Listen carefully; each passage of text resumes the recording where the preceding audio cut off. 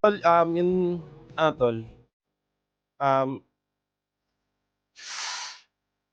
magkalinaw kasi 'to baka ano yung tao, eh, like pero sige, para sa'yo tol, para sa'yo. Yung multo ko tol,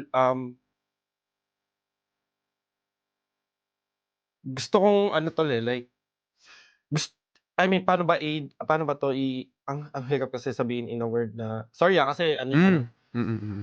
hirap na word na yung ano, eh, yung sa'kin kasi tol, alam mo yung time na yung issue na ganap sa'kin, yung sa ex ko nag-split kami. I mean yung split namin talaga normally not in good term yun. Well, splitting up's never been a good term. It's never been a good leeway scenario Mm, for both parties, 'di ba? mm, mm. Kasi in the end of the day may isang sumuko, eh, Oo. and ako yun, eh.